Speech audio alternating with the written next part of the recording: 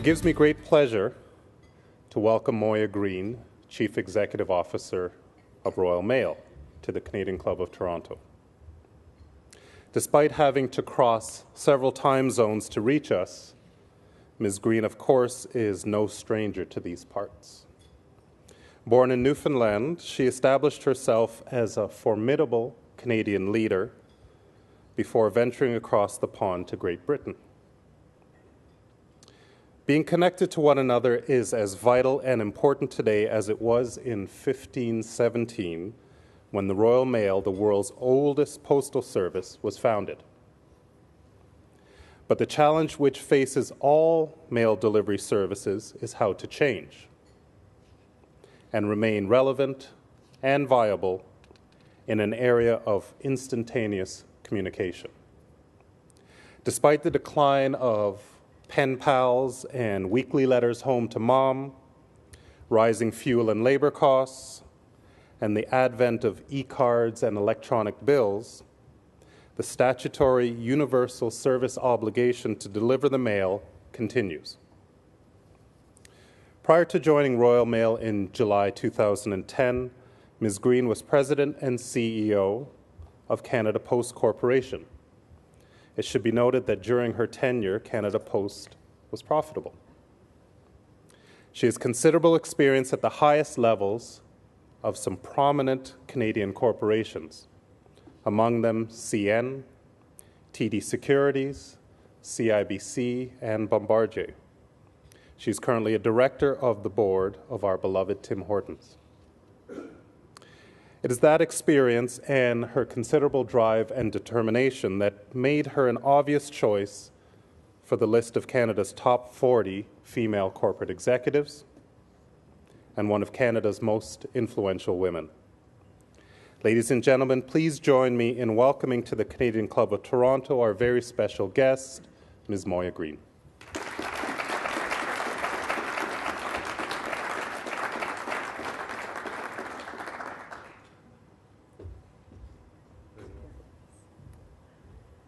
Thank you very much, Nicholas. That was a lovely introduction, and I wish 1/10 of it were true. It's a great pleasure for me always to come home. You know, Canada is home. I love the UK, and my time in the UK thus far has been both interesting and wonderful, but you know, Canada is and always will be home. As Nicholas mentioned, it's a daunting thing to take on an iconic entity like the Royal Mail, which has been around since Charles I. He created a letters office for missives within the land, and that was the first national universal service in the world. And so 400 years later, lots has changed. I knew a little bit about the business, as Nicholas said, because I had run Canada Post.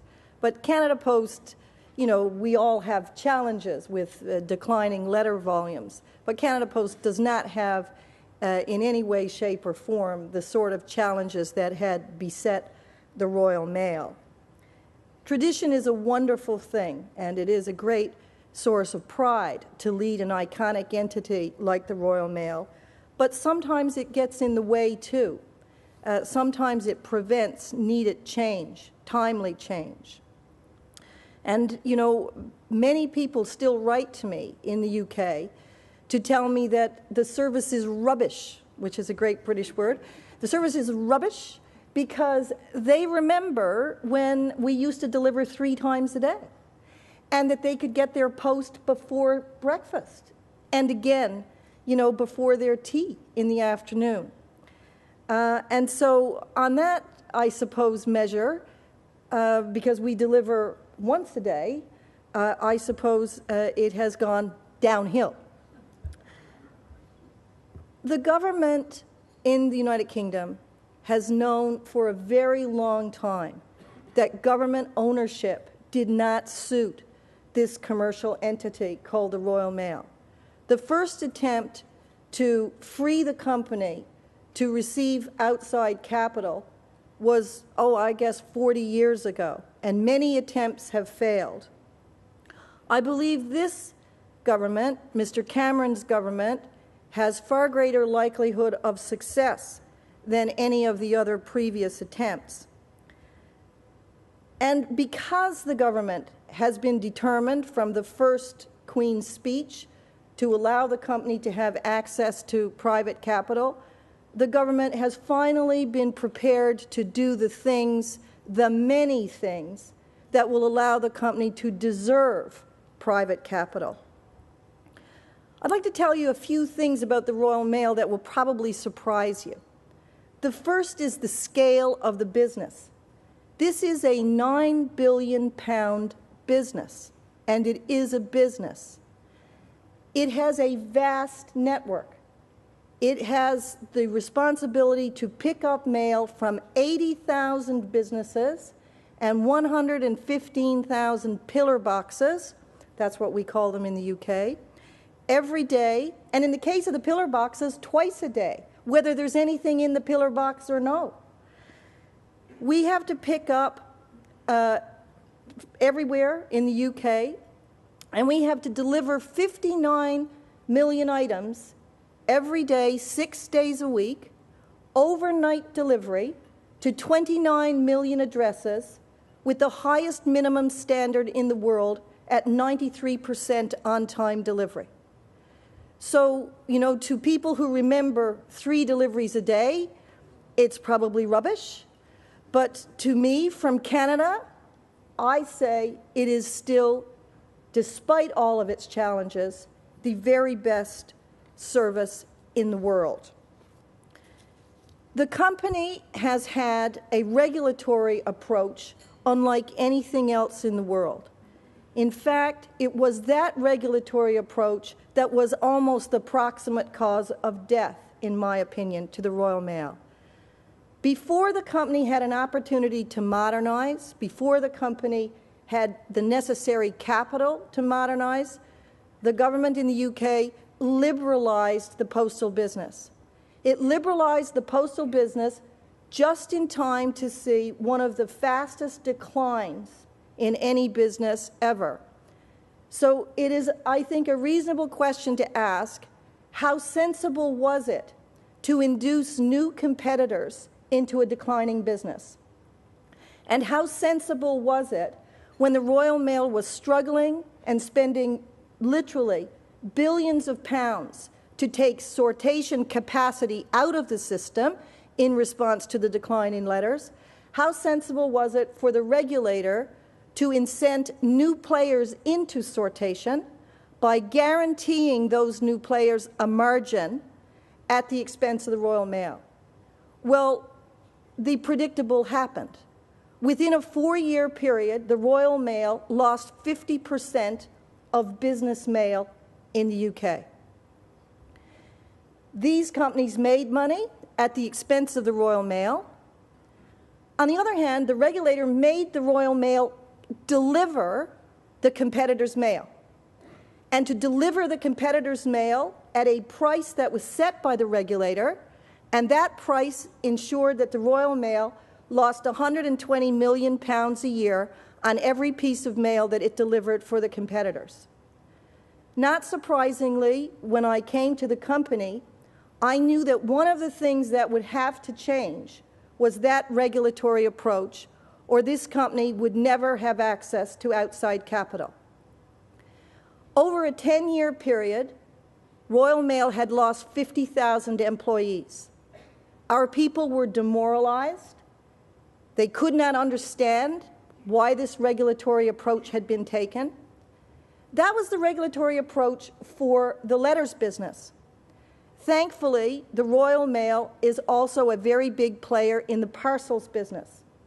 As you know, from Canada and everywhere, there are many, many players in the parcels business. In the UK alone, there are 50 national players and hundreds of local and regional players. Only one player was regulated, the Royal Mail.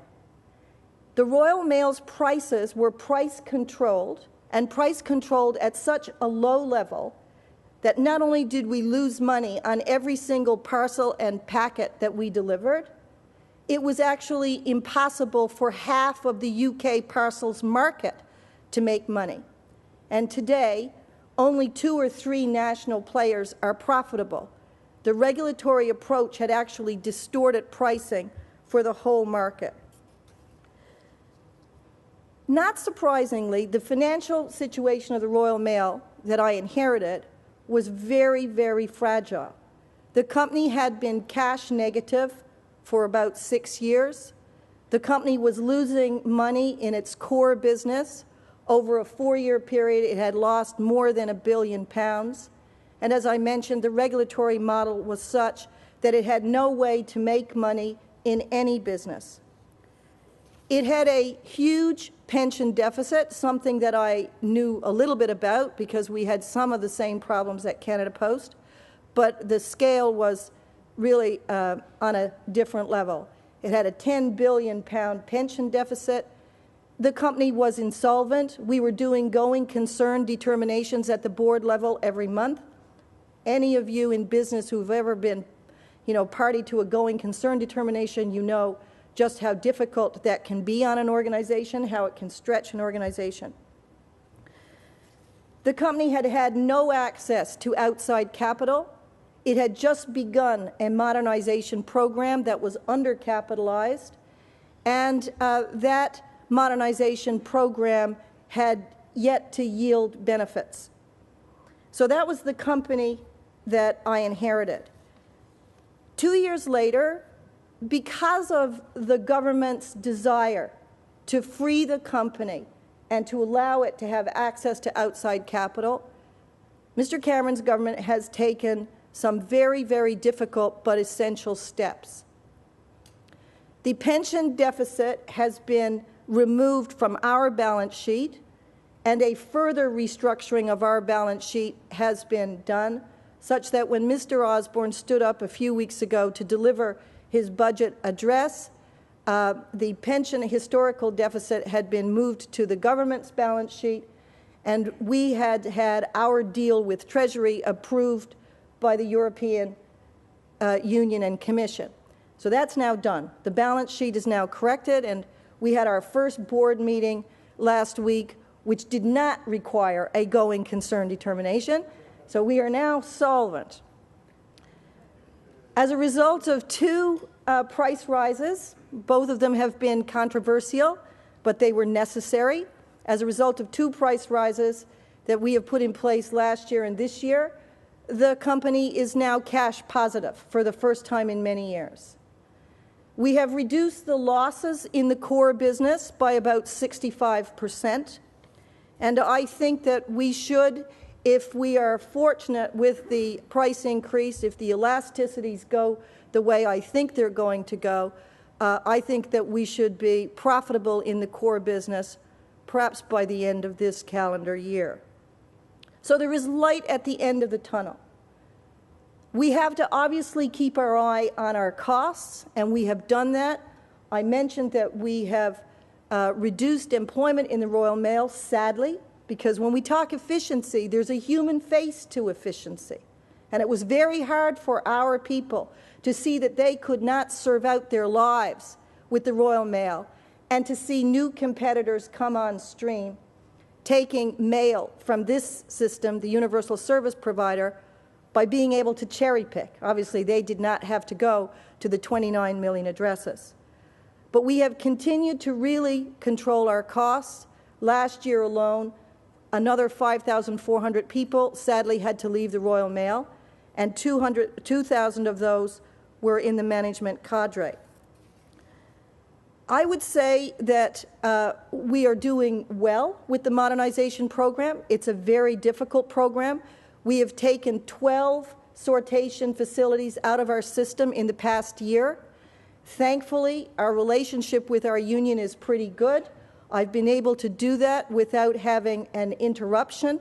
An interruption would be very, very poor given the state of the business generally and the state of the economy. But, it was not always the way.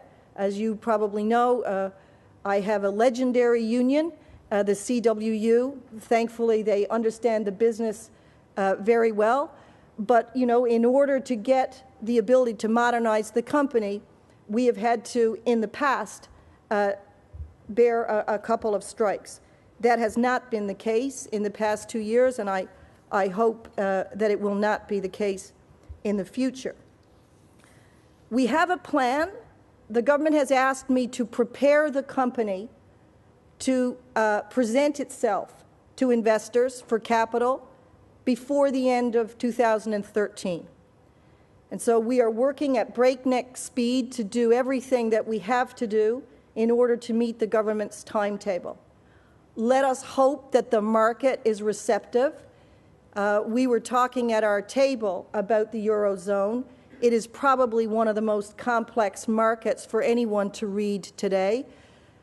I can tell you, though, the company will do everything in our power as a board and an executive team, and the government has already indicated that it will do everything reasonable in their power to put the company in a position to at least present a compelling case to investors.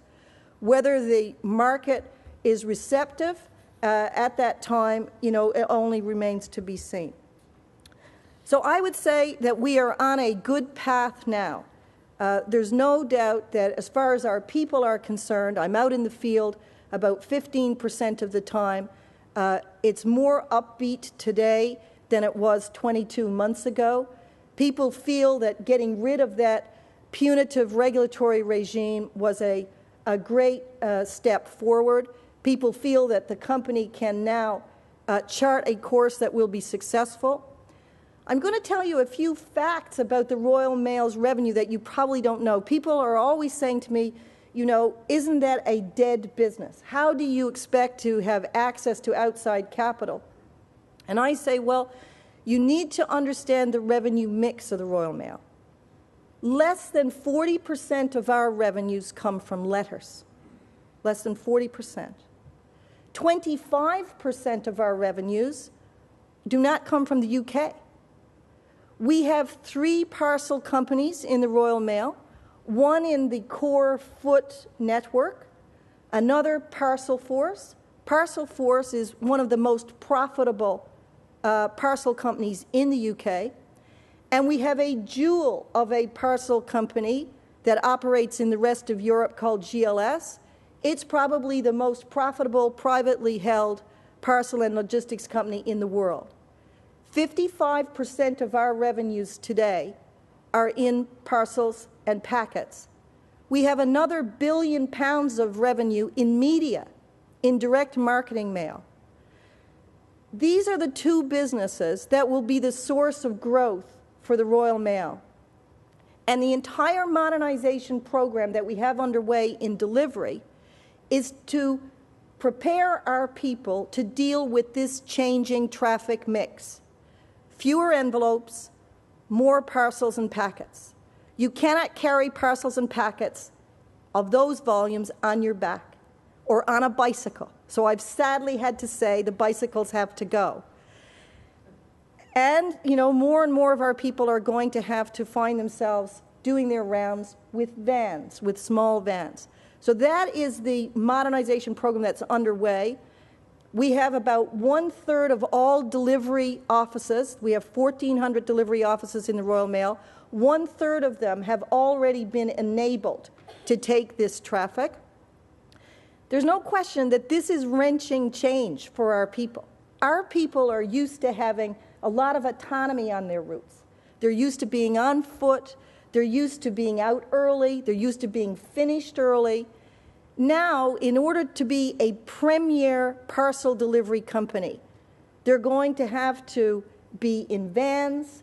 The start times and the end times are going to be different than they are today. But there is a very strong future for Royal Mail people in this business. Why do I say that? I say that because we already have 37% of the market in the UK, and with the price increases that I have just instituted, we will still be the value proposition in the UK. And so I'm very optimistic about the business. In the direct media business, people say, well, media is moving online. Yes, that's true. but not really for very long and not for everything. The highest return on marketing spend today is not online, it's not posters, it isn't broadcasters. The highest return on marketing spend is in fact a very cleverly designed piece of mail. I like to tell people that when Google wanted to acquire customers in the UK, they used the Royal Mail. So with that as the, I think that outlines pretty clearly where we're headed. We will be the premier delivery and media company in the UK. I think we're already on our way, and our presence in the market by the scores of our customers is very high. And when companies like Sky News, trying to market their new Formula One station, come to the Royal Mail and let the Royal Mail look after that first piece of customer acquisition, I think that tells you that there is a very strong place for the Royal Mail in media as well. Thank you very much for giving me this opportunity to talk about my favorite topic. And watch this space at the end of 2013, and let's see how well we go in getting capital into the Royal Mail. Thanks a lot.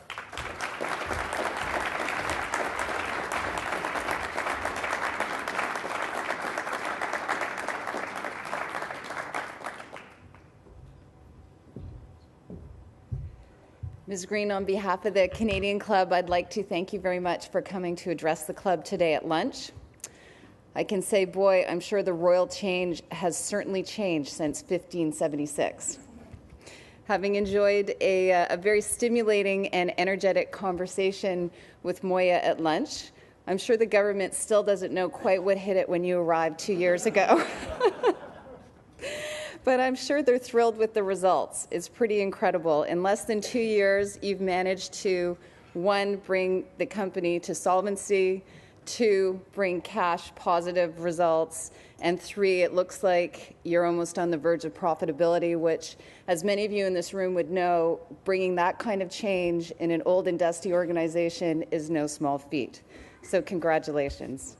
And I am sure if the government is successful in privatizing this asset, it will be because Ms. Greene has really made the tough decisions that need to be made leading up to that type of an endeavor. So thank you very much for sharing your thoughts with us here today. And we wish you the best of luck, and I'm sure we'll all be reading with interest to see what happens with the Royal Mail. Thank you.